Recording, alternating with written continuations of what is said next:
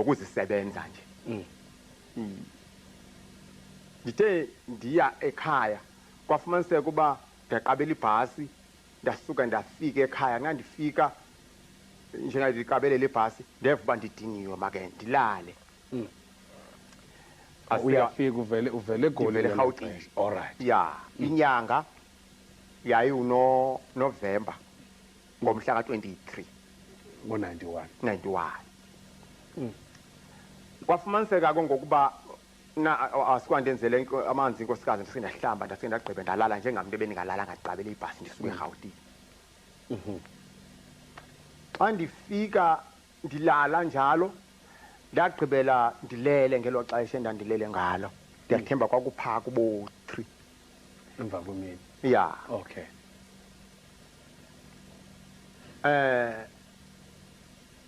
Ndagqibela ndilele njalo. Ndathi ndabona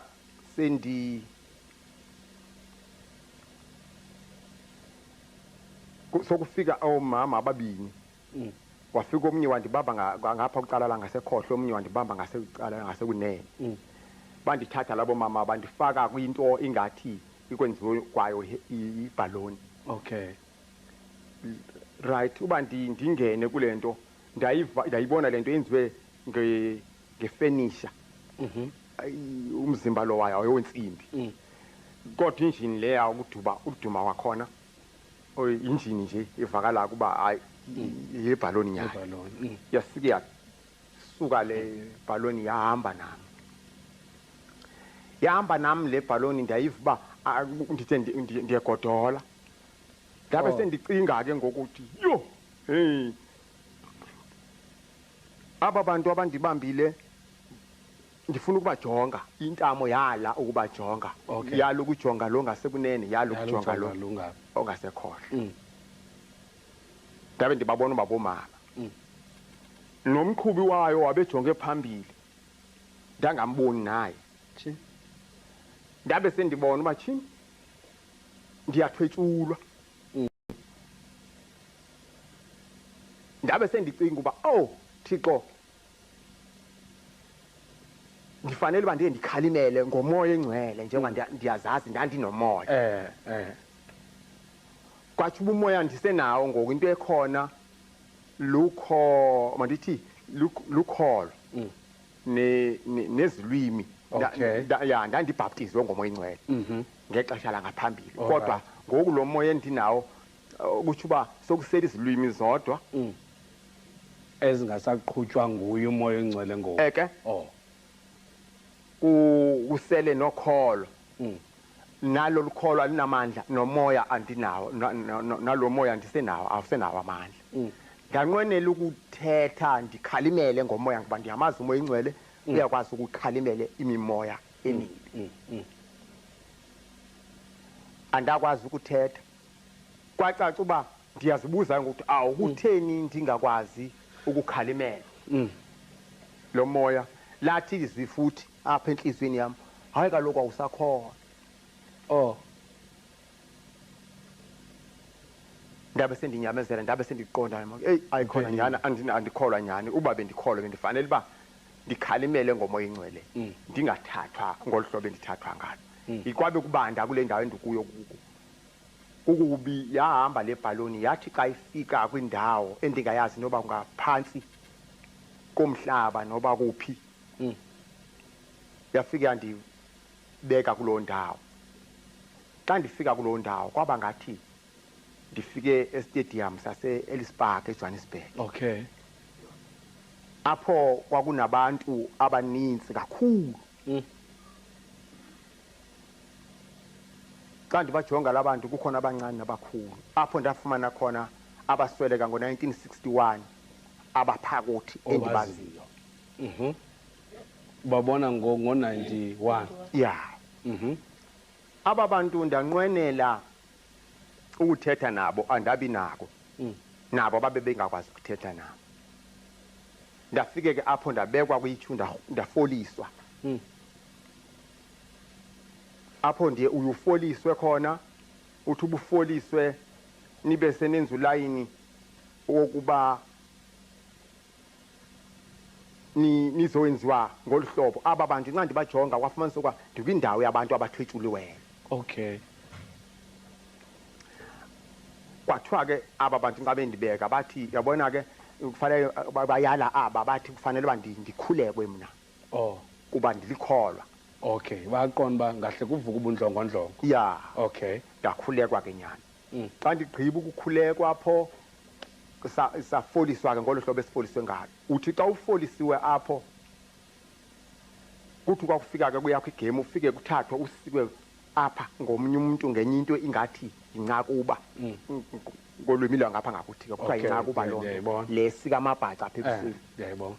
Usikwe ngayo apha uqala la ngasekhohlo kuphume igazi ube sowusikwa ngaphansi kolwimi kuphumela khona libe selimekiswa ke nomnye umthi othile wakhona pha. Okay. Kuyinto ingathi zezinsimbi zokuhuka inyama esilaheni. Okay, ndiyabona. Ya. Ngoku ke ngathi ndiselapho ke ndabe sendicinga uba awu Thixo uba bendisakholwa nganingekho apha futhi xa sendilapha bendizake ndishumayele uThixo bezawenza izimanga kule ndawo. Okay. Oshumala kwilizwe lamagqwirha. Ya. All right. Ndabe ndiyicinga lento ndingakwazi ukuthetha. Hayi ke ndithe xa ndiza ke nami ndizawufika ke ngokuba kule line yami kuzayenziwa mna.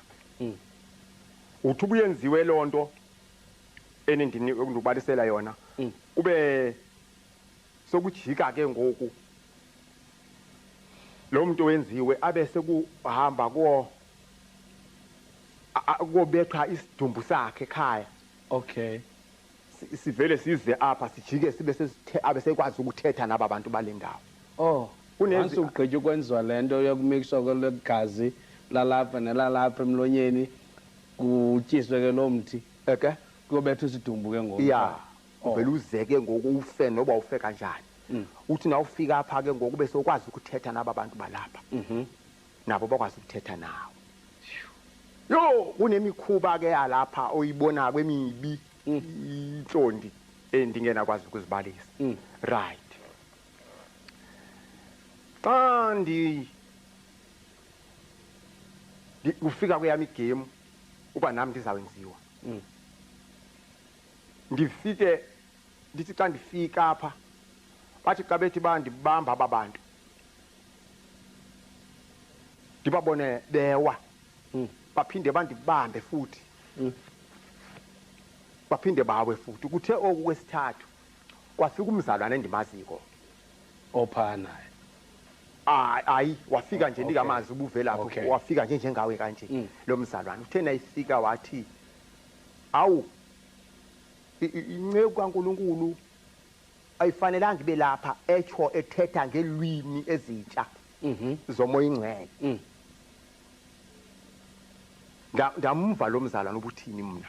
Okay. Uba bebengamva ba.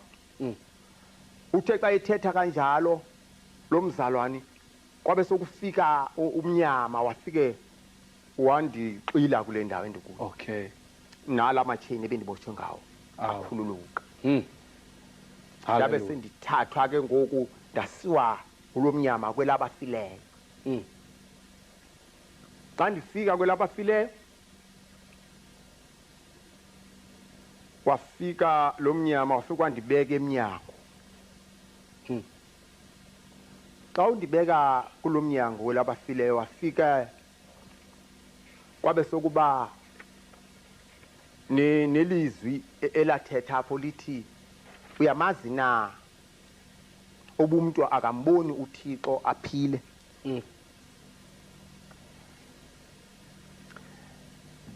Ndithe ndisayicinga loo nto uba ithetha ukuthi ndabe sendikhumbula okay ikhona kwincwadi zikaMoses le nto endiyibuzwayo apha njengamlesi wesibhalo kakhulu. Ndithe ndisayicinga loo nto ndava ngoba le nto ithetha nje ayifuni ndiyiphendule.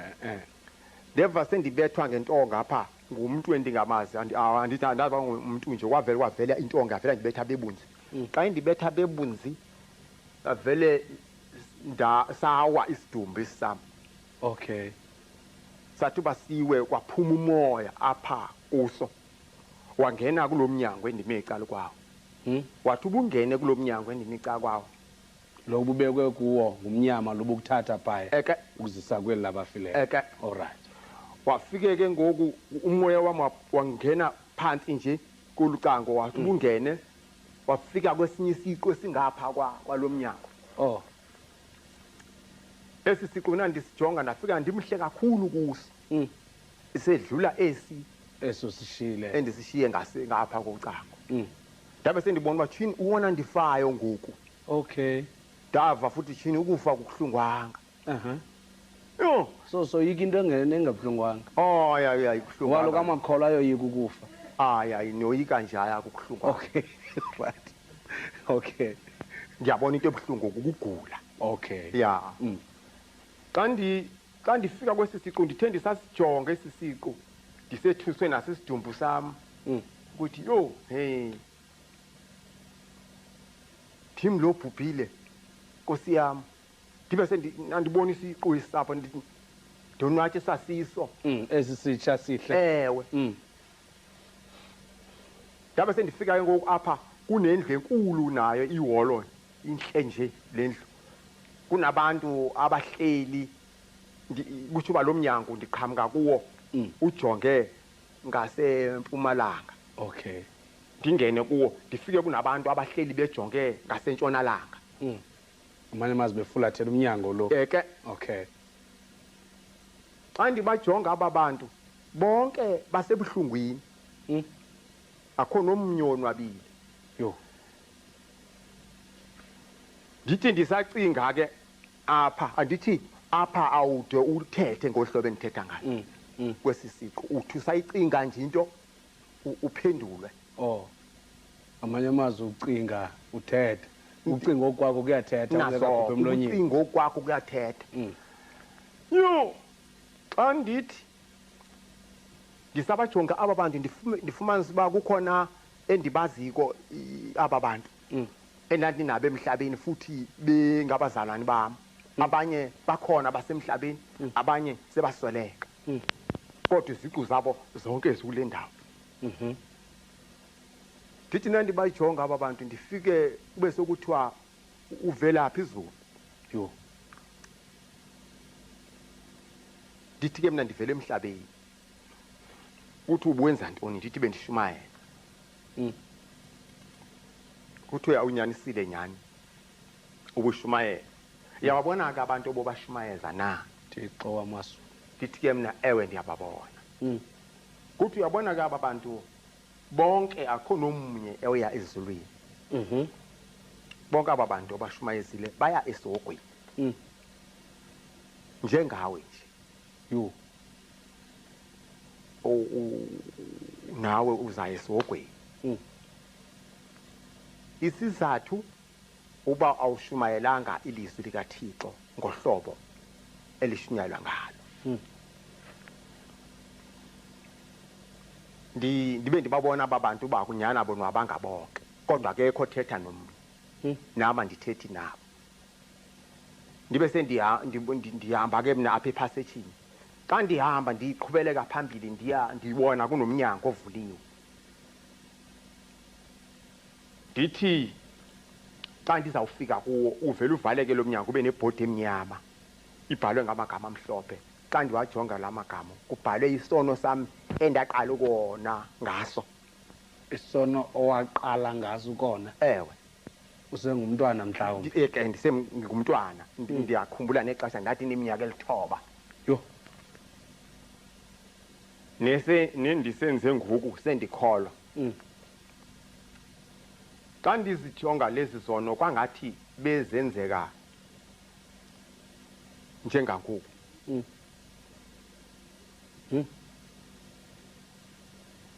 ndathi uba ndizibone ezi zono kwafumanisa uba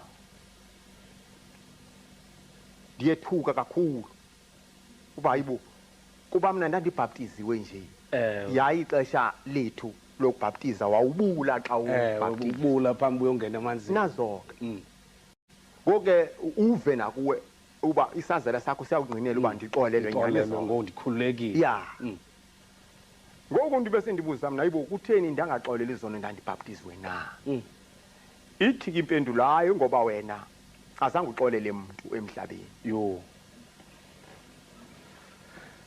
ndithi ndisethukile uba ubane nelona ingazange ndimxolele ibe seyithi ke leli lizwi enye into wena zange umthande ummelwane wakho nje ithi ke ngokulento tata uba ndikuva kakuhle ithi lento uba ngaba kukho ezo zinto waza wabhaptizwa wakholwa wabhaptizwa kodwa waqhubekeka ziyabuya ndiva kakuhle lento mandithi azibuyi ezi zono kutsho uba izono uzixolela xa uthe wahlukana nazo okay waqalisa ke ngokukwenza ubulungisa okay wehlukane nezono wehlukana nobubi all right zibe ke zixolele izono zakho kodwa uba ngaba awehlukananga nazo azixolelwanga zikulindile okay all right ngoku hayi ke ndithi nandizijonge ezi zono ndifike kunezono ezibini ezibalasele kakhulu ezi zono esinye ndandisenze ndineminyaka elithoba esinye ndisenze ngoku sendinenkosikazi le okay uNonhlanhla igama layo kufumanise kuba ngoku lezi zono ezibalasele kakhulu ezi zono zosibini ndaboniswa uhlobo ezenza yabuhlungu kakhulu inhliziyo kamoya oyingcwele inhliziyo yakhe uhlobo yababuhlungu ngalo ndathi nandibujonga yaqonda uba azikwazi ukuxoleleka lezi zono akutsho mna akutsho lizwi kutshwapha kuwe ubona uhlobo lwazo aqaqanjelwa ngalo uThixo mhlawumbe ndenze ezi zono zosibini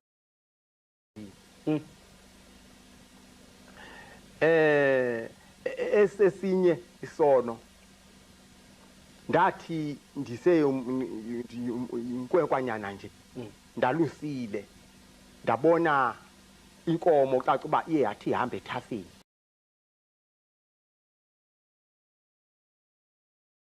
yavele yatshona le ndawo ihamba kuyo okay yasisibhobo xa ibizwa le yathi ibitshona kwathi uba kusebusika ngoku yagodola phaa kulaa ndawo kuyo yangakwazi ukuphuma le nkomo ngoku xa ndiya kuyo le nkomo ndihamba nje nabe ndingeve ndifuna yona nandithi ndiyayijonga le nkomo ndafumanisa uba yho itshone yawo betheke ezantsi xa ndithi ndiyayikoba le ndawo ndiyibone le nkomo iphakamisa amehlo ithi kube sokuthi apha entliziyweni yam baleka uyobiza abantu abadala izokhululwa le nkomo isindiswe kule ndawo kuyo ndithe sendiyicingile loo nto kwafika enye inhliziyo futhi ethi kum subisaye ekhaya qale le nkomo uyibulale uzobaleka ke ngokubiza abantu ke ngokwabadala ukuze nitye inyama injongo yokuyibulala kutya inyama all right ndabe sendicinga uba ndingayibulala ngantoni ngoba xa ndiyihlaba ngombese kuzawubona ube ihlatshiwe ndabe sendikhupha into okuthiwa sisiqhobosho esisipeleti esikhulu ndayihlaba le nkomo kanti le nkomo ndithena ndiyihlaba yeva ubuhlungu kanti ibihlelise ebuhlungwini kanti lo bubungcwele bobufikile kumbuthi mandibaleke ndiyobiza abantu uthi uba inkomo lena iye yaba nomthandazo ewenzayo kuThixo ukuthi Thixo nceda ndisindiswe kule ndawo wathuma mna uThixo uba ndiyoyisindisa yafike mna andavuma mna loyo nto ke yamenza buhlungu kakhulu umoya ingcwele right esi sesibini sona kukungamthandi umkakho ngohlobo ofanele ubumthande ngalo xa nitshatile. Umthande nje. Kanti uhlobo kufanele ubumthande ngalo ndalufundiswa ke njengandila nje ngoku ndiyawuphinde ndinixelele ke andiye apho. Okay, right. Xa ndisibone sisono esibi kakhulu uba athi uthi xa uze ekhaya umkakho angabi nalo igugu abe nexhala lokuba kuzingonyama ngo awuzi umyeni wam.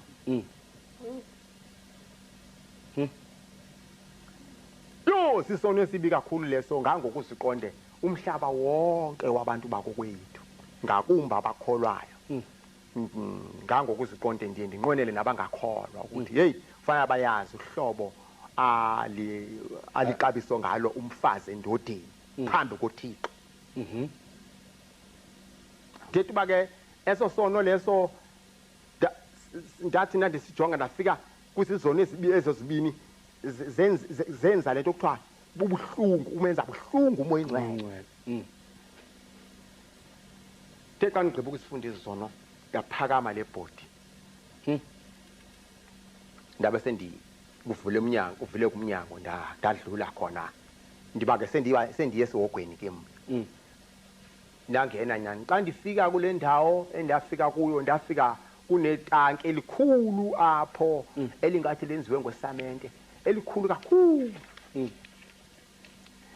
Kunabantu lapho bekhala lapho benyathelana ababantu bathi nabenyathelana ababantu befuna ukuphuma kwele tanki benza intaba bathi sebephezulu abaphezulu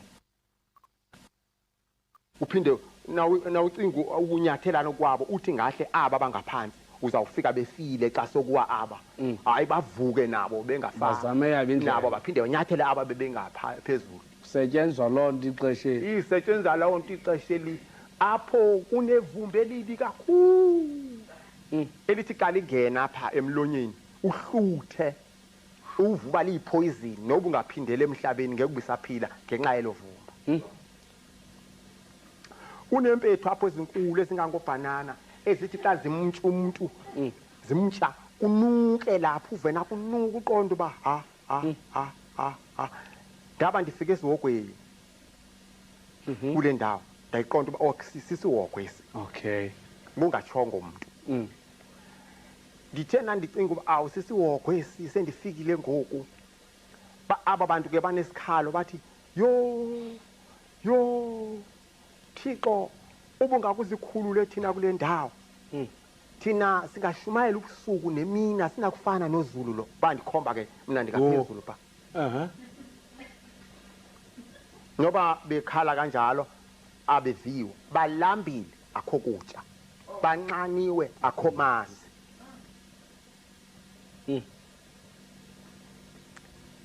Kwenzeka ke apho ndithe ndisamile ndabe sendibuza ndisayicinga lento ngabe Nkosi yami aba bantu ngabantu abatheni ke aba sebeke sihogweni lithi kilizwi elindiphendulayo njengandiyicinga lento. Hayi aba bantu ngabantu aba ekuthiwa xa kushunyayelwe emhlabeni bathi batsho ngenxashana kabaniyale nina bona babe beyale bethi hayi nisibeke nathi bazalwane siyeza betho bebhema behambe bebhema beyale abanye behambe bosela ithi ke ngokuba kufa imiphefumulo yabo ize kwelitanki ize pha kwelatanki ya bakhalela ixesha abalimoshileyo ngebeshumayele yiyo le nto bezidibanisa naba ngesawushumayela ubusuku nemini ngeke sifane noZulu. Ya bathi bona uba bangake bakhulule kule ndawo soze bafane nam bona bangashumayela ubusuku nemini. No ngabe sendiqonda uba yo kanti kubi kangaka umuntu nayengazange alamukele ilizwi likaThixo. Hayi ke ndadluliswa nam apha ndasuka ngaphansi kweli tanki pho ndingangena ngapha kulo ndadluliswa ngapha kucala ndatshoniswa ngale kwalo. Ndathi uba nditshoniswe ngapha kwalo ndaye ndawufika ndithi ke mina sendifikile esihogweni nandibona aba bantu beli tanki kuba ndiva ivumba lakhona kanti andikakafiki ndathi uba nditshonise ngaloku etanki ndafika apho ndadibana khona uyehla na uya esihogweni mandithi nangona ndingazi noba kungaphantsi kwantoni kodwa kuloo ndawo uyehlikwa kona xa ujonge kule ndawo bukuyo nelitanki ke okay ndawutshona ezantsi ndithe ndanditshona apho kuloo zantsi ndadibana nomlilo owawunandiwulinganisa ngokuwucingela ingathi umlilo obaswe apha egcuwa mna ndisemthatha ngoku lo mlilo ukuya kwawo phaa kule ndawo endikuyo ingathi uphetshethwa ngumoya okay ilangabe lilakhona ngathi lilele kanje leli langabe uthi nawufika kule ndawo lifike likwamukele yo lithi leli langabe linemibala esibhozo lilangabe ingathi lento zokweldela okanye kube ngathi kutshiswe itayari letractor ezezinkulu latshiswa ngomlilo omkhulu ovutha kakukhulu ngoku seliyepheleni okay ufike linamabala ngathi alihlaza blue kwamnyama kwathini yabovu kwa linjalo elilangabe lithi xa lifike elilangabe apha kuwe likutshisa inyama lena isikakhulu andizange ndive buhlungu bokutsha kwayo kuphela lilimaza xa uphefumula uthi na uphefumula uthi akho ndawo akho mphefumulo omnye uphefumula ngaphandle kwalo mlilo xa uphefumula lo mlilo awuvela ungena apha kuwe ungena ukutshise ngomphefumulo omnye ukutshisa ingathi unewaka leminyaka ukula ndawo iwaka ubuhlungu bawo andikwazi ukulinganisa andikwazi ngabe sendithi-ke mna awu Thixo kungani uba nditshe kangaka mna bendikholwa isililo sami sokuqala eso lathi zwi woneso ukholwa yo wangaliva izwi lami wamenza buhlungu umoya ingcwele yiyo le nto utsha kanje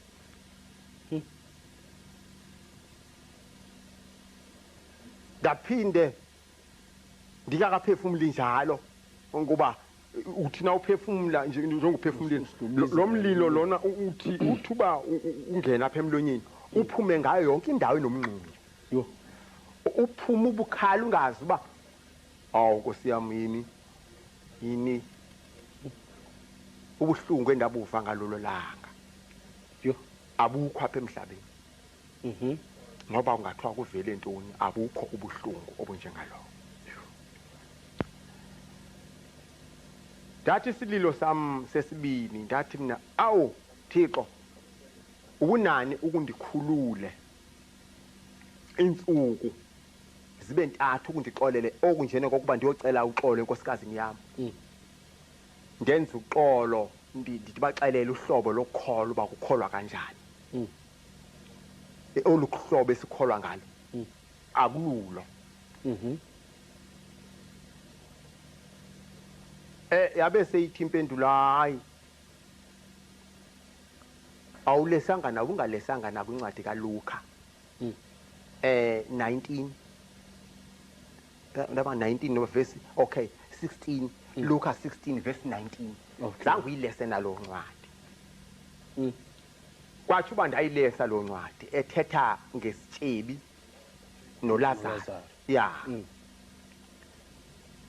ndathi nandiyifanekisa le ncwadi ndafika ndayibona uba lesityebi ndim ayomzekelo le nto into eyenzekako xa ungalenzanga izwi likaThixo kuba njengalo hlobo ke ichazwa pha ndibe sendithi mna awu kanti le nto endandiyilese yinto eyenzekayo ave kwakumzekelo na kuthiwa hayi into eyenzekayo njengokufa ndabe ndiseza uphefumula futhi yo uthi na uphefumula kube ngathi unewaka leminyaka ukhona uphefumule kakanye yo labuvalo ndiqonda uba Thixo wamazulu nomhlaba yini inkosi yami ndabe sendithi ke ngoku mina awu Thixo kunani Jehova Thixo ndivele ndiyife kube kanye ufuna ufa ngosopha lathi izwi I Sophie. Okay. Yo. Ngithethe ukuthi ke kwaba kubi kakhulu uhlobo lokuqaqanjelwa inhliziyo nenhlungu sesiwoko xa uva kuthiwa kuphele ukufa. Yo imbi kakhulu lonto emhlabeni. Andikwazi ukuyilinganisa into okuphela kokufa ezulwini akuthiwa uphelele ukufa. Awuzophinde ufe kuphela uzaba kulombandezelo. Ndithethe ukuthi ke ndinobungqini obukhulu okwala kuba ndidlule kuloo ndawo ndiye ndithi noba ndiyicinga noba ndishumayela kusebusuku kuphele nyani ubuthongo njengana ngoku ndiyeva uba tshini kuphelile ndikumoya ndikhohliwe uba ndike endaweni yokusasaza ngoku sendifuna ungena kumoya ndithethe ukuthi ndixolela kwaNkulunkulu andizenzi iloo ndawo right kwathi uba kuthiwe sowufile ndabe kuphinda kufika lwamnyama futhi lwamnyama waphinde wandixila futhi ngola hlobo wondixile ngalo phaya kwelabathwetshuliweyo. Okay. Wathi xa undixila lomnyama wandithatha wandisisa ndiqaqanjelwa ndinjalo ndiqaqanjelwa livumba ngingcwelehwe livumba ngaphinde ndasongcwelehwa umlilo. Ndiyeva noba ingandithatha lomnyama kodwa ukuphila ngeke ndisaphinde ndiphile nandinje. Ndilimele kakhulu futhi ngeke ndamukeleke noba umphefumulo wami ngaphinda esidumbini ngeke ndibisalunga nandinje. So limele kakhulu. Sendilimele kakhulu. Hayi ke ndaphuma ndinjalo ndingcwelehe njalo. Xa ndenyuka apha ndidlula kwelitanki kodwa ndayeva inhlungu ezi zomphefumulo lezi beziqaqanjelwa phaa kwesasiwoko. Noko kungcono kuphume ukushushu noko akutshisi kangako into ekhona ngoku livumbele ndihamba kulo elilaba bantu ndidlula kubo ke ngoku lo mnyama ndidlulisa kubo straight. Xa ndidlula apha ndadibana nomnye umuntu ongumakhelwane wami nomnye futhi oyifamily yami ebesingevani naye emhlabeni. Umakhelwane lo besingevani naye ngenxa yemfuyo yakhe ufuya amahagu uliqeleku kanjani ufuya into okuthiwa amakliyo ngoku andiwamukeli kwami enye into namahagu andiwamukeli kwami. Ngoku le nto yenza uba singevani nomakhelwane wami ongasekunene nongasekhohlo.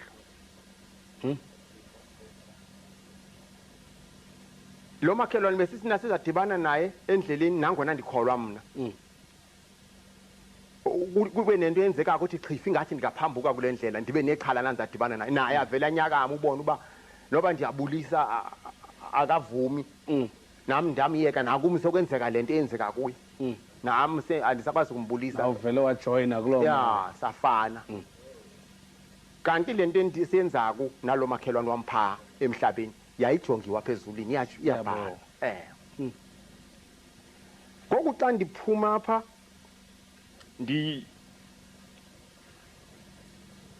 ndila kwelitanki avela bambelele lo makhelwane ya aphinda abambelele nalona futhi wefamily.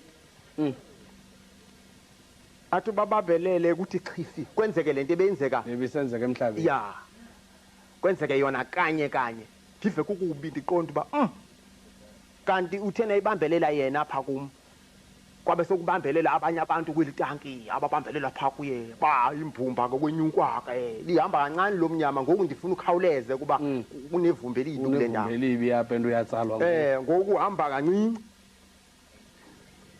kube ngathi wenziwa naye lezi zintshaba zami.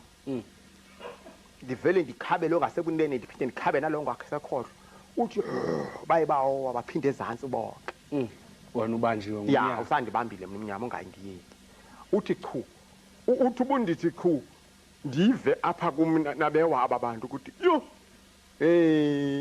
ndona futhi kuThixo ungatsho lizwi kuthiwa apha kum.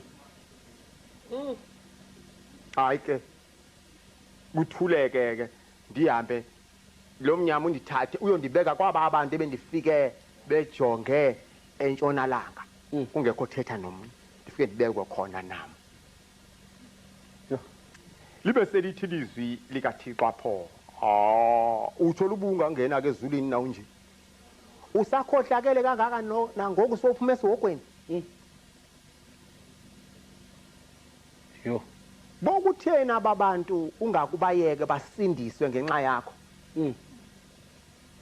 Yo, ndavenda qonda uba yo ubizulu linjena hayi lindiphose nyani futhi ke akho sikoko. Hayi, ndaxola. Athi bandixole nami ndabe sindihlala ke wajoyina aba bantu. Aba bantu nandicinga ndibuza uba ngabe abantu abathini kuthiwa laba bantu balindele ukoyikekayo. Abona bazaya emgwebeni. Balindele ukoyikekayo okungachazwayo uba yintoni. Ya. Nam ndalindela ukoyikekayo.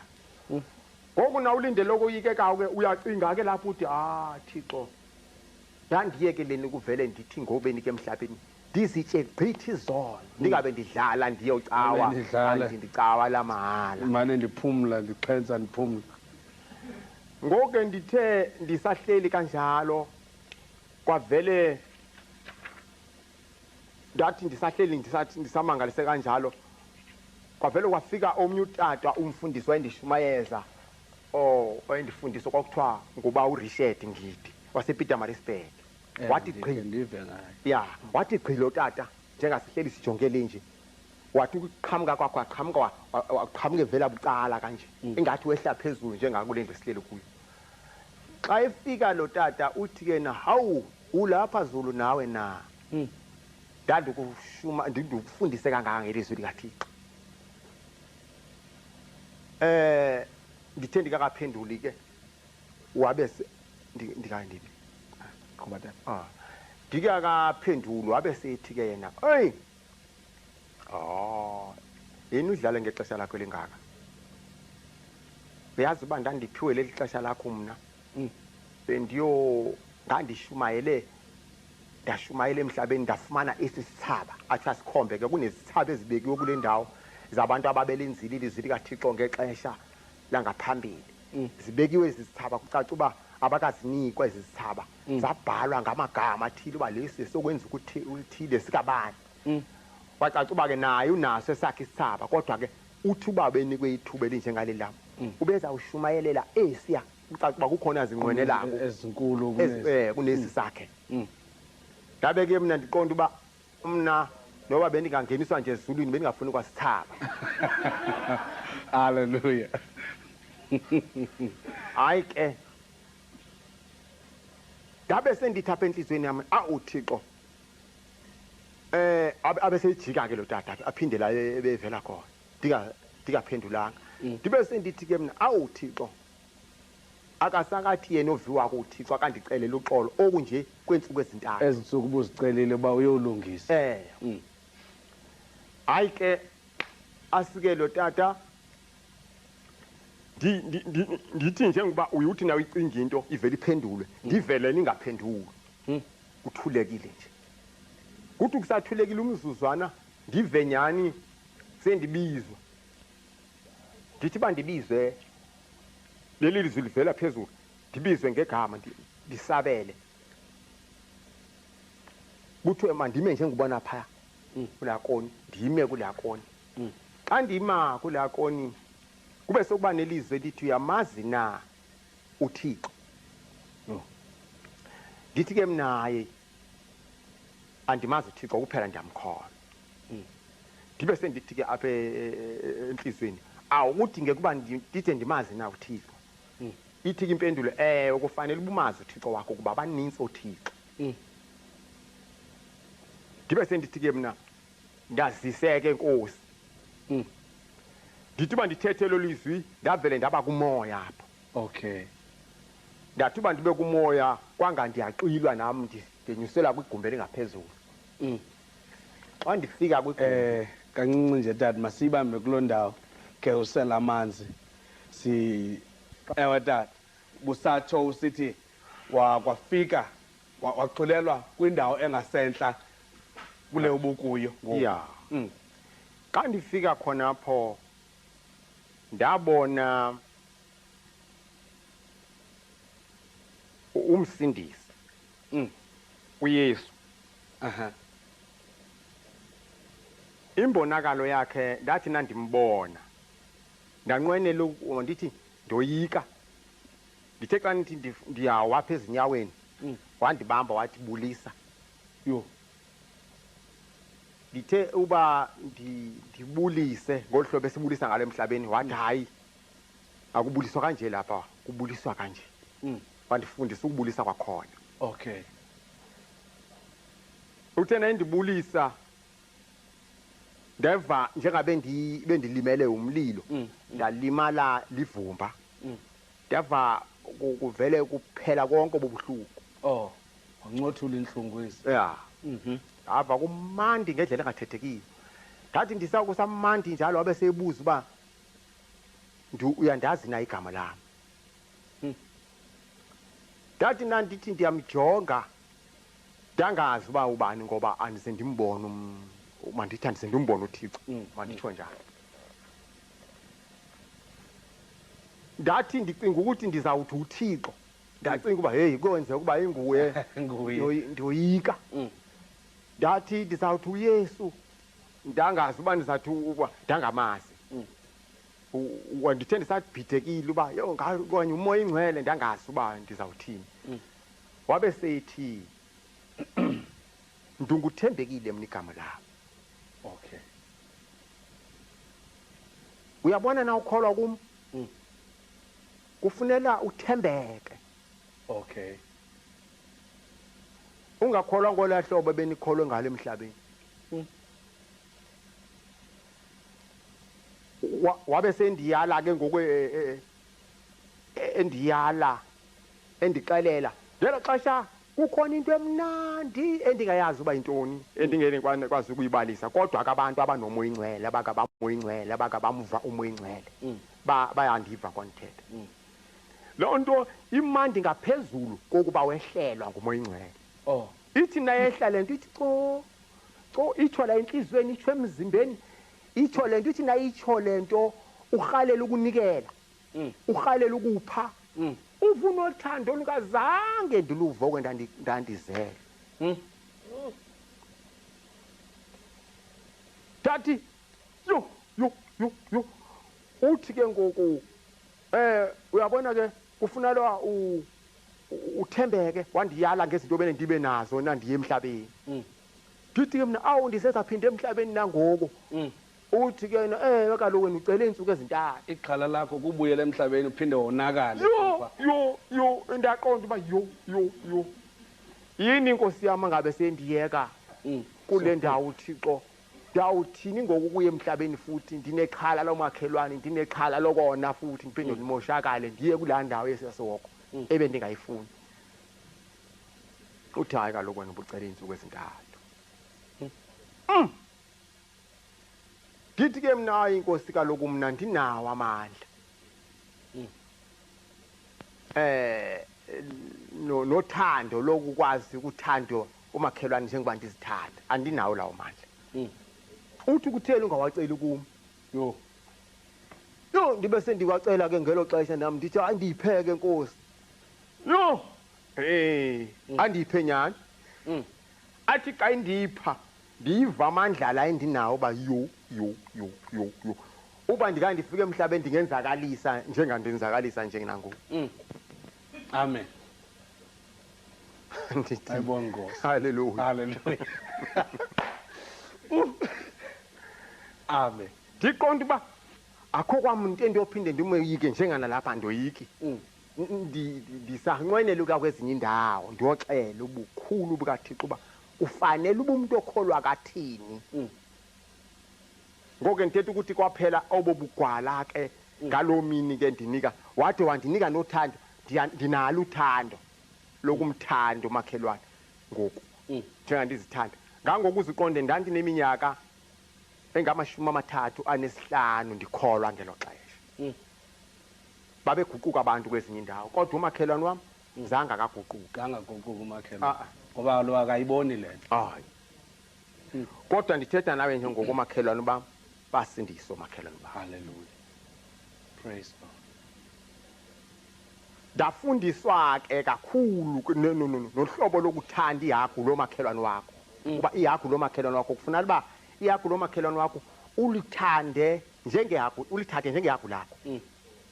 Kwanto yomakhelwane wakho mawuyithathe njengento yakho. Njengeyakho. Uba ifikile kwakho ihagu lomakhelwane wakho liza kwakho nje kuthi uba lithunywe uThixo uba iyaphaka umuntu olungile uzafika kuphi ukutya. Xa kukhona lifike yakho nalifika kwakho ihagu lifuna unikele uphe. Matata imawo uthi uba ngaba kufika noba inja kamakhelwane phaa eyadini yam ithunyiwe uba izawuphiwa ukutya ndim mna mntu olilungisa. Ewe tata. Ifanele uba njengoba ilenja uyithathe ngokuthi yam kuthi uba izapha nje ilambile ikhona le nto iyifunayo. Ya ndingayibethi uba mayiphume. Hayi ungayibetha xa yona. Xa ingonanga nehagu lomakhelwane wakho xa lona ulibethe kuba into yiyo wena ulilungisa. Okay. Ya awusosikhohlakali kuphela intoni ulilungisa. Alright. Qhuba tata. Ngoku ke ndayifundiswa ke lenkonzo nandiyifundiswa kumandi ndiyaqonda uba yo sizafike siyipractice nenkosikazi yam nabantwana bam ngibafundise ngohlobo ebendithengisa abafundisa ngalo. Nyani ke ndathi uba ndigqiba ukufundiswa apho ke wabe sendiyala ke wavula ke ngoku uba uyabona wena umoya ingcwele walahlekana nawo mhla kwangena leliya gama likaNxa. Unxa inhlamba ezulwini negama lokuthi kumzalwane wakho Sathane wawone kakhulu lelo gama wawusongene wawungasekho umoya ingcwele. Uyakushiya. Ya ukungena umoya ombi kaJehova uwo lona okwenza ukhohlakala akuyo Sathane kungena umoya ombi kaJehova. Wathi wandifundisa ke kwincwadi yokumkani 21 verse 19. Okay. Ithi lapho liyivizwi likaJehova.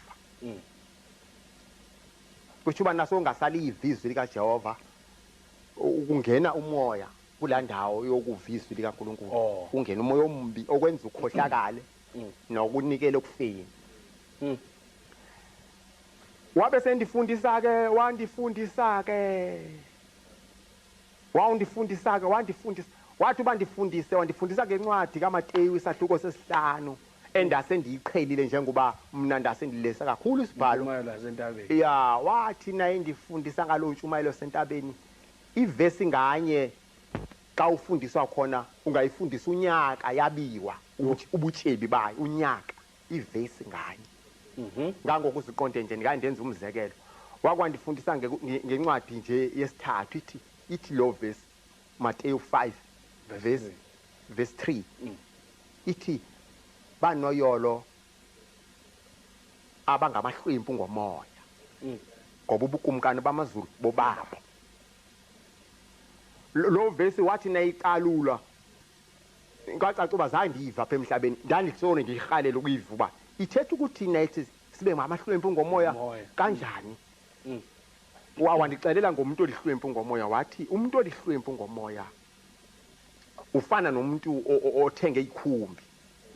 Uthi umuntu othenge ikhumbi ubuyithenge hanye ikhumbi uyathi nayithandaza athi Thixo uzindincede ukundipha ikhumbi benye. Hayi ngoba ndikhulule nyana ayiphiwe lo khumbi benye uthi uba iphiwe ngole khumbi benye avela belihlwempu kakhulu ngekhumbi lo muntu. Ngoba uyafuna uba ngoku hayi masibe sizibambile zithi zabambini aphinda afune athi lena enye mayiveze enye nenye iveze enye sizobane. Ngoba ngokuqalise ubuhlwempu ngekhumbi uthi ke banjalo kwabangamahlwempu ngomoya. Uthi awufumana into kumoya afune more nazo ke njalo ke ya awumi kula ndawo nangaba wabhaptizwa ngomoya ingcwele wathetha ngelwimi ezimbi ube sothi ndifikile kumoya ube sowuyeka ufunala ubudlule ezilwimini uphinde uyodlula kuloo ndawo ude ufike kuThixo straight uthethe naye face to face. Kuba ithi verse 8 banoyolo abahlambulukileyo inhliziyo ngoba bazawuthi umbona uThixo abangamkholwa bambona face to face. Hallelujah. Ya ngokuhlambuluka nje kwenhliziyo. Uthi ukuthi ke ngoku uThixo nasikholwa sifanele ukunasi sifikelele kuye singekho ezulwini sila emhlabeni simbone njengakulo verse kanye nawukholwa ngiyabona kuba uyambona ngolohlobo ombona ngalo. Ngangokuziqonde lo mprofeti esithetha ngako kumkani owandichilela yena uthi lo mprofeti wathi ndimbonile uJehova ehleli etronini yakhe kukhona umkhosi ongasekunene nongasekhohlo. Uthi ke ngoku lona ongasekhohlo uye wabuza kuwo ukuthi ubani olukuhlu aphi. Wathi lo kuthetha wathi lo kuthetha kwasuka umoya la kuJehova wema wathi ndikhona ndawumlukuhla mna. Wathi ke yena ngantoni na wathi ndawungena ndawufaka umoya wobuxoki kuba profeti abakabhali bonke. Wathi uJehova hamba. Kukhona umoya uthuma kuThixo xa ungalivanga izwi likaThixo. Ofike ukwenze ukhohlakala okanye ungalivi izwi likaThixo. Ngamanye amazwi ukuqaqadekisa. Ke ndithetha ukuthi ke ndathi uba ndigqibeke ukufundiswa apho. Wabe sendixelela ukuthi uyabona ubuke wawenza ukuthanda kwami emhlabeni. Okay xolo. Kukhona enye indawo owayikotisha khona pha kuMateyu. Endifundisa ngencwadi kaMateyu, wandifundisa incwadi kaMateyu 5, wandifundisa incwadi kaMateyu 6, wandifundisa incwadi kaMateyu 7. Zontathu. Wathi uba ndikandizipase lezo noba iBhayibhile lena uthi ngabe ndiyigqibe yonke. Qha nje uthi nje izizo zontathu. Wathi uba ndifundise uthi naye ndifundise uthi verse ndiyabona verse phako 18 uMateyu 5 uthi lo verse kuneverse ethi kodlula izulu nomhlaba. Ungakhange kudlule nalinye iganyana noba lisuntswana emthethweni kude kwenzeke konke. UbuThixo uthe inene. Buyumva kulo nobubusa udlula buyumva uvuba nayithi inene uthini uzama ukuyenza lonto ayithethayo. Xa ethi uThixo thanda umakhelwane njengoba uzithanda sukholwa ungayenzanga lanto ayithethayo ngoba wehlulwa inyama. Kufanele ba uyipractice lento ithi inyama ivume uya umcenga uThixo uphatha nokuzila ukutya ucenga ukuthi ubulungisa wena ukuthi udulungele ukwenza izwi likaThixo na ukholwa. Kusindisiwe nthetha ukuthi ke wandifundisa kakhulu ke ngalonto kwafumaniseka ukuba wabe sendikhombisa ke indlu wathi yabona le ndlu esendithathile wandisa kwenye indawo apho njengoba ndithi ukhona indawo enendlu le ndlu ike endaweni ingathi iyinqa elihlaza lencinhle. Uthi na uvinqa sakho uyakhona uthi ngathi sofika ezulwini kube kuthi abethi yena hayi kwakafika ezulwini indlela nje eyangakhona awafiki. Uthi ke uyabona ke nawe ke wakwenza ubulungisa uyabona le handlu leya ingayi yakho. Ndathi nandiyijonga ndafumanisa uba azange ndiyibone apha emhlabeni kule ndawo ndihamba kakhulu kuzo. Apha yikho ndithi kulo mhlaba yikho. Right.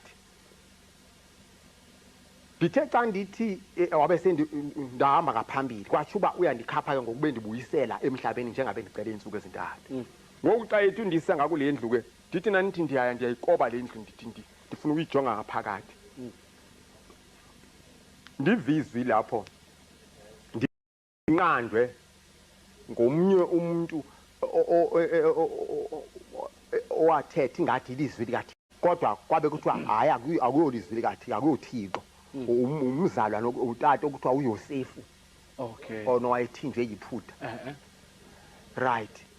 Kwathethwa ngaye kuthiwa ke uye lo ayothixo kwathi kwabe kuvakala apha endlini ingathi le ndlu ingathi ilizwi nayithetha ingathi uthixo. Xa ndithi uthi yena hayi uvela phi na ndathi ke mna ndivele emhlabeni kwathiwa uza nani ndathi ke mna hayi ndiza nje uthi hayi yenziwa loo nto ukuza kule ndlu uza nje ungathi wena ukholwe ngexesha elihle kangaka Yho. ubhalelwe ngathi thina sakholwa kungekho Bhayibhili sakholwa kungekho Yesu sakholwa kungekho baprofiti sakholwa kungekho bafundisi uzothi wena uza nje thina kukhona imihlabe yasindiswa ngenxa yethu ungasoza nje wena hayi ungadlali wathi netsho njalo ndahalela ukujika engakatshongo uba ndijike endixelela nje ndiyala ndaqonda uba yho Nkosi yami kuba ndike ndijike nje ndike ndiyoshumayeza umuntu noba mnye ndimxhozele uba abe lilungisa utsho uba ezulwini ngokulahlekela umvuso wakho nangako wenze nje abe mnye qha yho ndabe sendijika ke la ndabe sendihalela ukujika engakandikhombisanga ezinye indawo kwacaca uba ubaba ukuthiwa bendilungile ngahle bendizayo ndikhonjiswe ezinye indawo hayi ke ndabuyiswa ke ndaziswa ke thumbini sami emhlabeni ndabe ndiyavuka ke yho lilapho ke ibali lapho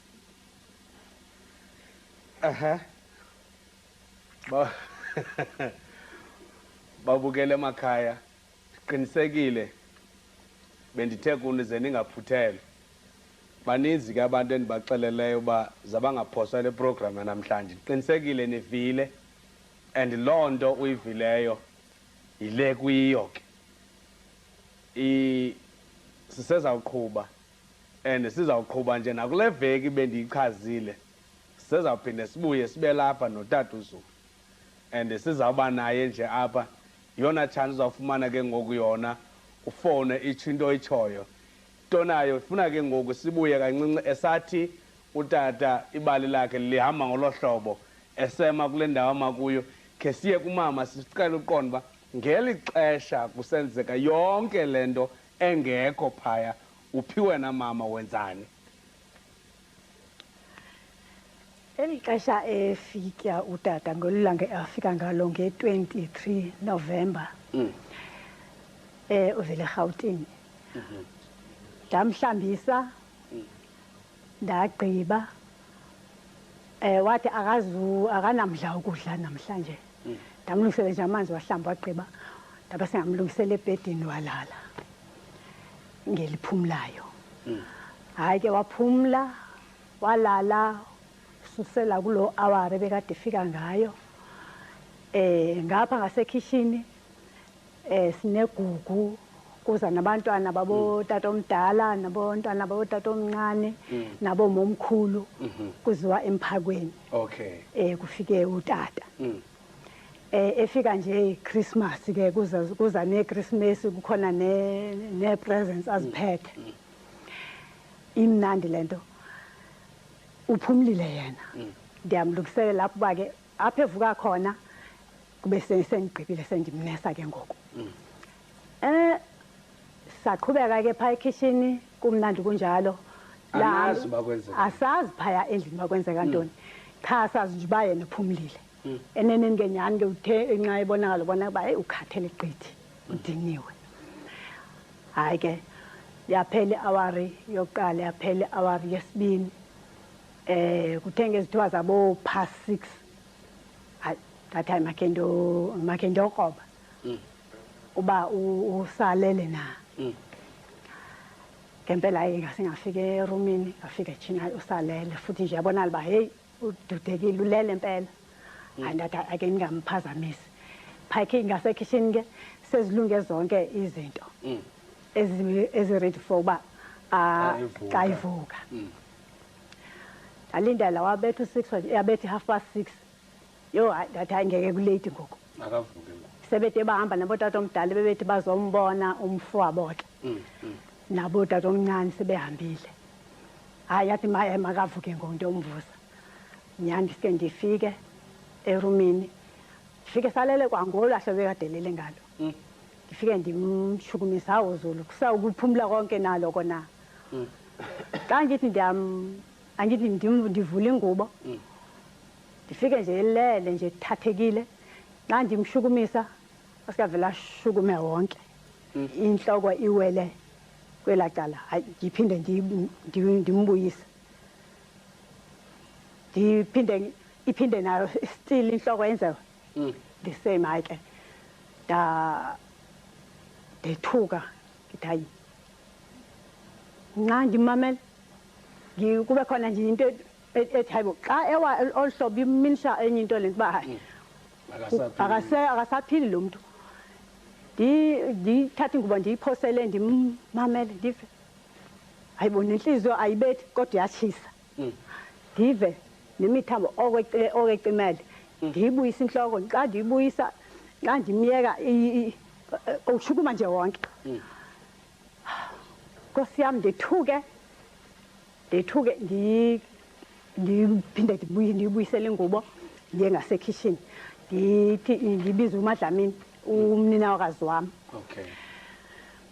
ndibize notata omncane ukhona xa ndifika phaa utata omncane hayibo utata omncane cebani ke nifike kwelaa cala yintoni ngoba sivela kwakhona sidlile umphako senele hayi ngifuna sike sobonisana ngoZulu khona into engibhidisayo phaa hayi ke basike banthathe nje ngenqala ndisho ndiphuma hayi babona uba hayi le nto i-serious baphume bandilandele kwakufishane singene sigxalathelane ekamereni abantwana ke ngathi mabashiyeke nje phaa ngasekhishini ingabikho nto bazasiphazamisa ngayo esithubeni soba ndiyikhale ndethuka ngithe uba ndike ndakhala kuzavele ukuthi wayi abantu belali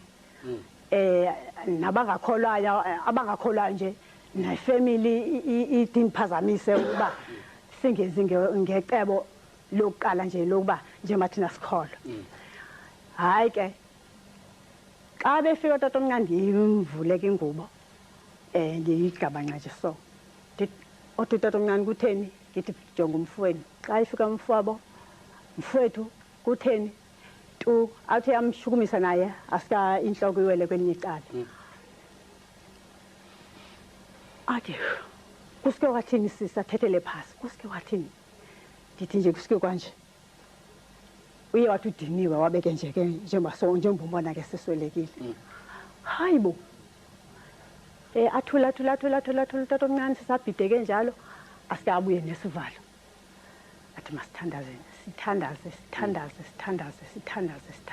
simcela uThixo ukuthi hayibo mayingenzeki into enje enhlizweni yami ngizinika ukuthi kanene ususela ngalo mzuzu ngibuhlolokazi angifuni futhi noba apha engqondweni yami lonto iphila uba ndimhlolokazi esithubeni soko inhliziyo yami ngicela uba uThixo fama makenze umangaliso amvuse uZulu akanawufa ngolhlobo ngohlobo lokufa kwabantu abangakholwayo uyakholwa kaloku uZulu and nathi siyakholwa hayi ke sathandaza latshona ilanga savuka sahlala sajongo sixaka uba sizawuthini sibhidekile eve umkhulu uba siyathandaza apha wacingela uba ke sevukile umfowabo xa ifika wafika sibhidene nento kutheni wabona nje kunqunguphalekile kutheni ethi uzobona umfowabo hawu isalele le ndoda eyisalele kutheni xa eya kuyafika uyambona buswelekile hayibo ninezibindi kutheni ninezibindi olohlobo wanikahlala nomuntu oluhlobo hayi fama makathathe ke ngoku aswe emotionally ndathi kumkhulu makakeme kancinci naye umnina wathi hayi khawume kancinci umkhulu ayikabe emotional xa isanje uyatshisa saqhubeka ke nokuthandaza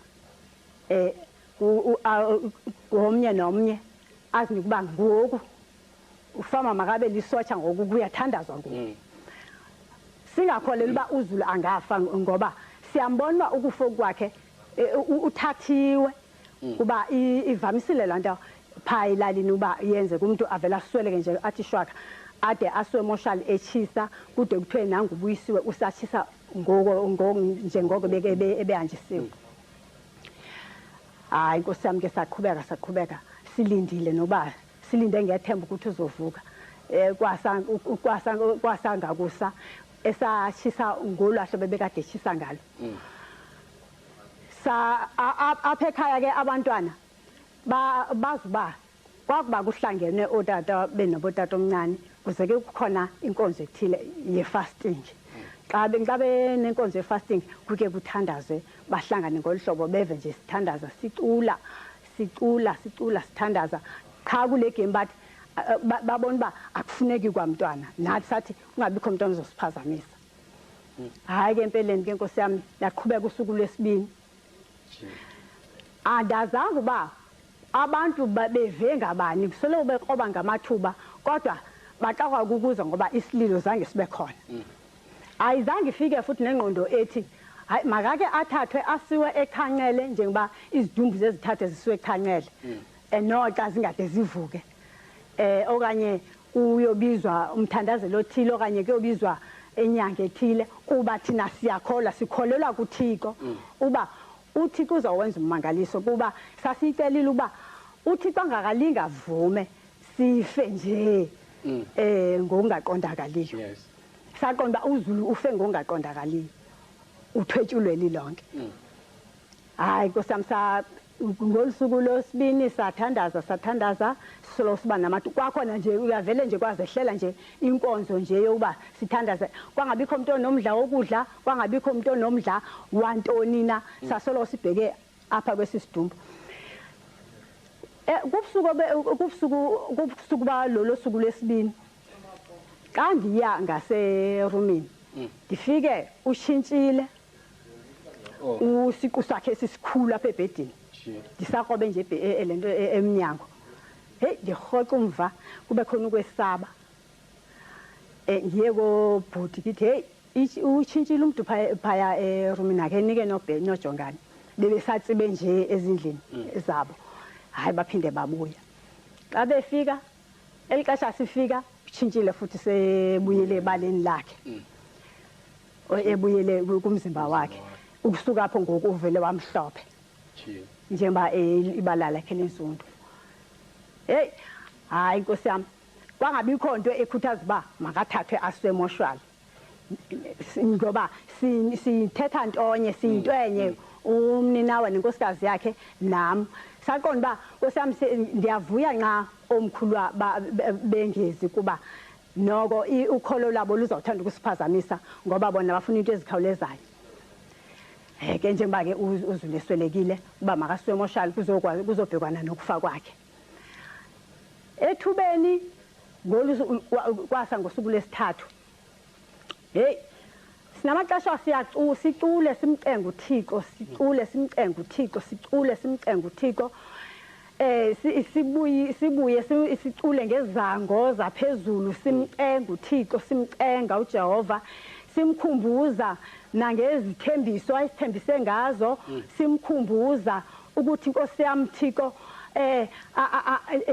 wake wavusa uLazaro esentsukune efile simcenga nangoku ngawenza umangaliso liske libuye ithemba uThixo ngeke angawenza umangaliso sathandaza sagcwala indlu lapho ngosuku lwesithathu walo nalowo gidebheka kwelakhe ichala ngezango ezingcwele simcenga uThixo sithe ngiguqe endaweni ethile ngeva ngosuku lwesithathu kukho umoya ovakalayo phendlini kwanga apha enhlizweni nami ingathi kuvuliwe eminyango dawuva lo moya sithandaza sinzulile simcenga uThixo kwakhona ukuzifuna enhlizweni nami ukuthi Nkosi yami ngaba andonanga okanye andimonanga umninawo okanye andimonanga uMadlamini okanye Nkosi yami uZulu efika nje hayi andizange ngimkhubekise nje sazifuna ndathi hayi masike sahlambululelana umnina wazange ndikone hayi wathi umnina wazange ndimone wathi uMadlamini zange ndimone nganto nomnina wazifuna noMadlamini wazifuna sazifumana umuntu nomuntu wazifumana ba hayi alright noko lelityeli ngoku lavakala ba futhi lityeli lokugqibela masiye khona sathandaza saduda lapho kwabila indlu kwa inyembezi zaphela zathi nya wakhala okhalayo wayeka sathetha noNkulunkulu emveni kwesikhashanyana nje unalo moya umoya pholile ngithi ke mina ke kuye kwavula mhlawumbe eminyango hayi kanti akuvulwanga kwakho umuntu onithinta apha wandiqhwetha nje apha egalabeni ndethuka omnina bathandaza ngapha ndothuka ngibheka kwelicala ngangaboni umuntu uvalo lavuleka langongoza uba ngaba nkosi yami ndamamela ndathula kwakhona izwe lithi mamela ndisawumamela lathi umyeni akho akafanga kukhapho ngisamdlulisa khona uvuyo ndaba nalo lapho nokudabuka okwaba khona lapho ngiyeva elilizwi akusilizwi elivakala ingathi lelo muntu livakala nje kakhulu kanti kandivula amehlo abalive elilizwi omninawo liviwa ndim nomadlamini naye uyathandaza kwelakhe icala nobhuti uyathandaza kwelakhe lento ithetha kumndodo lo muntu uthetha kumndodo yo ndabuyela phasi ngakazi uba mangithandaze noba mangithini ngafele ngalinde omninawo hayi kanti nabo bazakhawuleza bathi ncam babuya ke ngoku sabuya sathi around ibhedi le ninawa nikhe nayiva na nike nava lo moya obovakala lapha endlini bathi omnina hayi abavanga nike namva lo muntu obekade ethetha athi umnina hayi bethini ndithe bethi uZulu akafanga qha khona apha esamdlulisa khona hayi Zulu akekho kwaxelela omnye wathi umnina masibonke sabonga lusuku ke lwesithathu sabonga yaphela awari simbonga uThixo simbonga hayi sabuya ke ngosahlala usalele nje ngolwahlo bebekadelele ngalo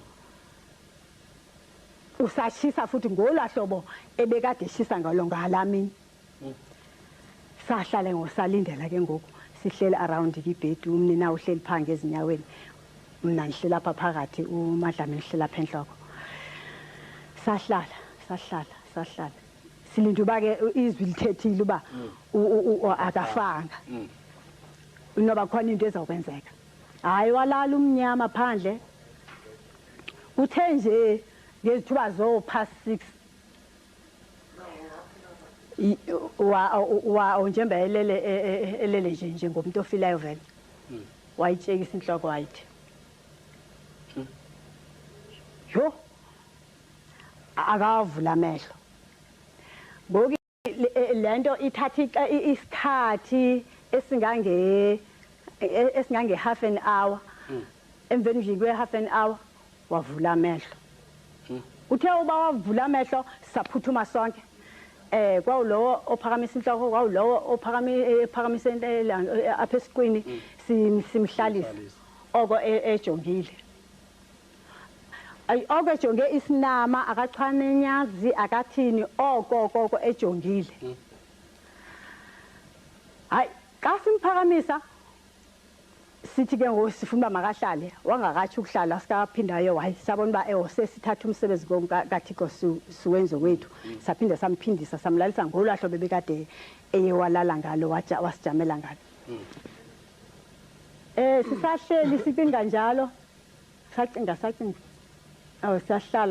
sahlala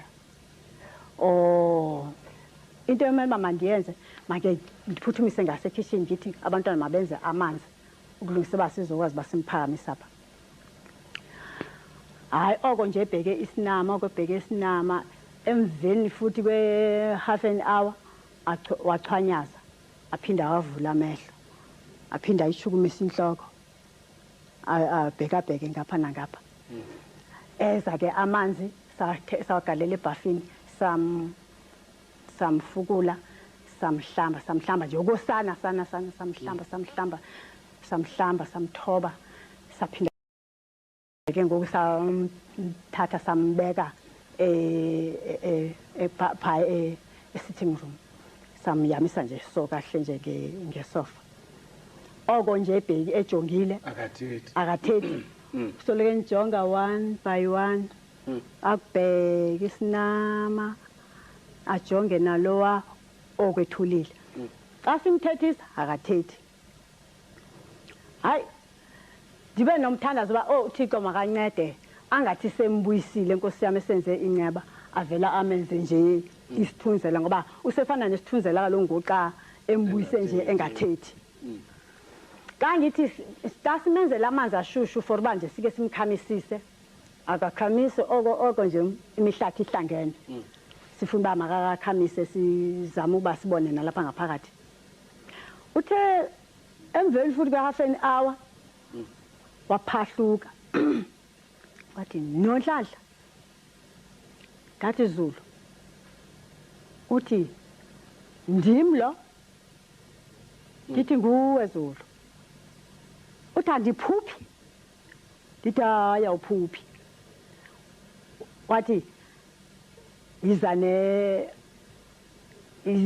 chamber ke ndibone ake ndeza nayo chamber apho wakhupha amahlwila amnyama apha ngaphambili bazothapha ezindlebeni zonke nje indawo ezinembobo ezinemincunya zabe ziphuma igazi elimnyama kwafuneka still masiphinde ke ngosibuyise amanzi sizomhlamba kakuhle sane umangalisa ba igazi elibi kangaka Nkosi yami belihlelephi sanomangaliso nje onjalo sithese samnesa njalo sesalungisa izani ke nethi ke ngokunjemba senoke sethetha into bangokuzophunga hayi ke beza nayo abantwana xa sithi silungiselela ukumphungisa wavele waphuma waphakama apha ephakama khona waphephuka eyangasemnyango waphephuka ngoba uweak umuntu waphephuka sathi chu apha ngasemva simjonga ba uyapha angabolahleka ngoba kaloku angayenza nento yokuba athi shwaka kanti sehamba selahleke kuba ethwetshulwa nxa waphuma khonke apha emva kwezindlu njengoba umzi wethu ufulathele ilali ubheke entabeni ele maphambili xa ephuma wajonga so wema endaweni ebunduliha wakhwaza kakhulu encoma amandla kaThixo wakhe ovusa abantu abafile ngelo xesha ke ekhwaza andazanga uba abantu ababaye bathi wayi apha emakonini abanye besithenge ngamakhala uba lento yenzeke njani watsho wathi uyambonga uThixo uthembekile wamtsho wamncoma sasiqala ukuvuka ukuthi uThixo kanti uthembekile wonke umuntu okholwa kuye uThixo kumele ba makathembeke wamtsho uThixo emncoma evusa abantu abafileyo sekuthe wayi kugcwele ke ngoku angaphandle abade bangene bathi kwavakala hayi ubenyanisile bekunyanisile uba ubeswelekile nangwethi uyabavusa abantu abafile yuba nezibindo mama bapha phake ekhaya ke inobathi ke uniyathakala bathi ke phaya ekhaya kunegama ke umzi apha ekhaya obizwa ngalo kuthiwa kukwahaleluya lonke lixesha bebesazi ba hayi siyathandaza ngoba vele kaloku xa sithandaza sithi haleluya kuqhatsha izandla kugidwa kuthiwani bebengayethuki laa nto kodwa into ebeyibethusile yeyokuba bevile uba uswelekiwe kodwa baxawa kukuza ukuba azange kubekho umuntu otsho isijwili for uba makuze abantu bazobona nanguZulu eswelekile ngoba kaloku isikhaliso nesikhulula abantu mabangene abangena kabantu ngosebezomangaliseka xa bemva ukuba uThixo uyabakhulula ababoshiwe uThixo uyabavusa abafileyo wamncoma ususela ngoko wayenza lento insuku engadli ke ngoku insuku zade za iveke ezimbini 14 days engadli nje engafuni kwakudla esathi thina ufakwe ngoku kwi-fasting sibo wathi sifuna ukumphungisa hayi angafuni ukuphunga xa sizisa izinto aphume ayoncoma amandla kaThixo khona apha eyadini agcwala iyadi encoma amandla kaThixo encoma amandla kaThixo kodwa angade athini emveni ke koko emveni kobe yenzile loo nto abuye abheke endlini kwakhona abuye ayolala athi esalele kube ngathi khona lento ephinde khona lo muntu othi ungahlulale xa sithi siza nethi aphinde avuke speed aphume kucaba siyamphazamisa kulento ayotsho futhi ancoma emveni ke koko alo 14 days ke wazibizela yena ukudla ke ngokwathi ngicela ningizisele amanzi ashisayo niwafake ityiwa bese niwafake neswekile kuqala emveni koko simfakele amanzi emveni nje kwemizuzwana amanzi ikhaphetshu sipheke bese sikhupha amanzi lawayo ake awahabule uyovuba womile kwaba njalo ke kusweleka ukatata nokuvuka kwakhe ukuvuka kwakhe lapho ke wakwazi uba ke ngoku ahambe ke ngoku evaka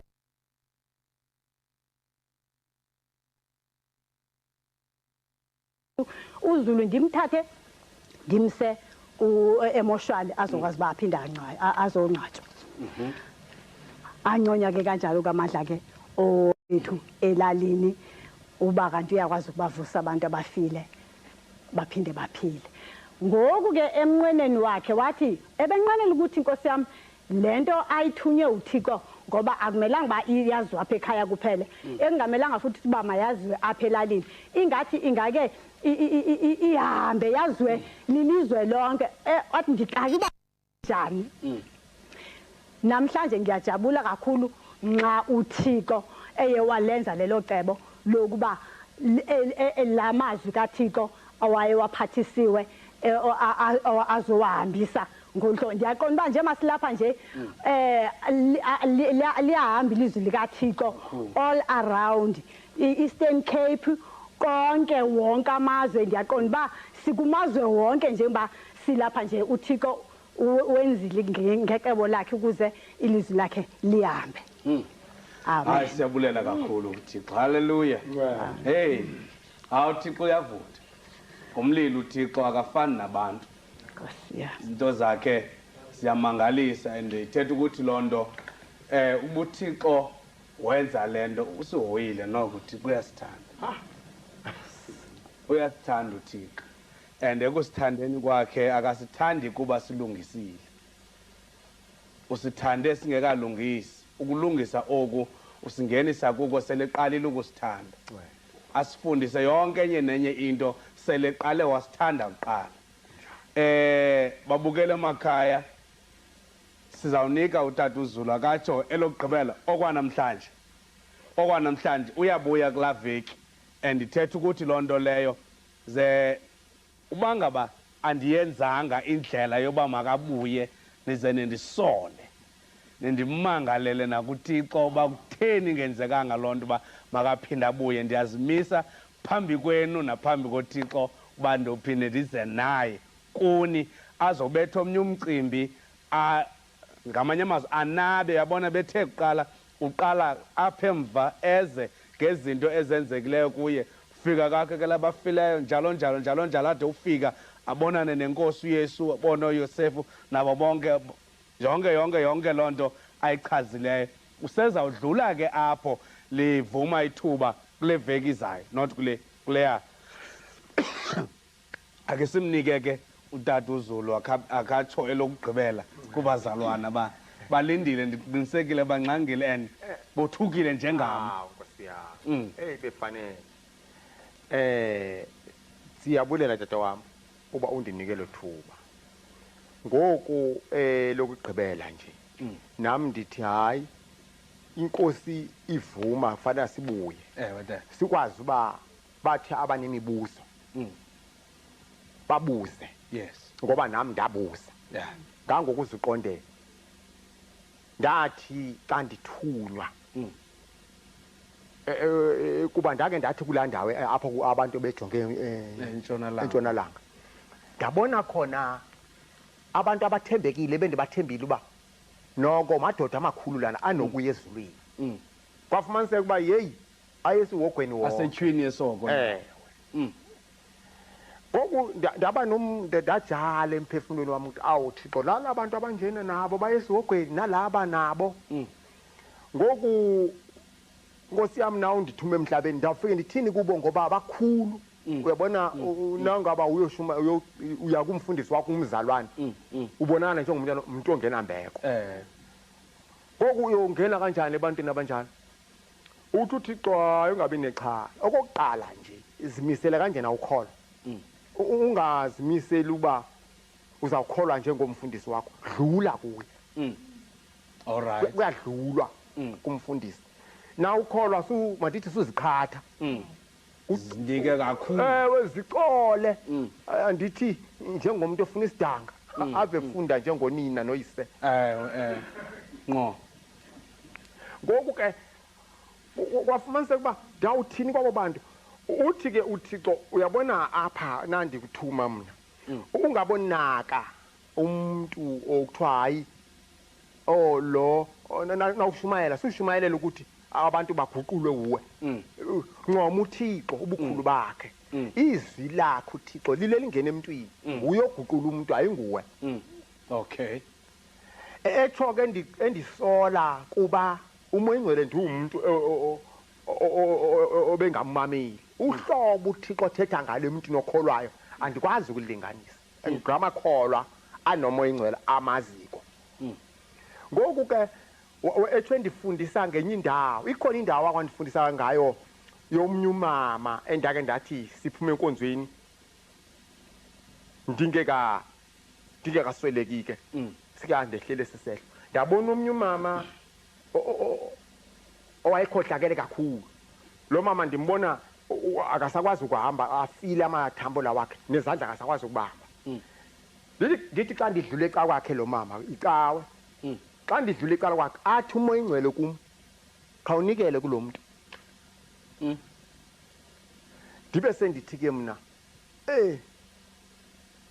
ndinganikele emntwini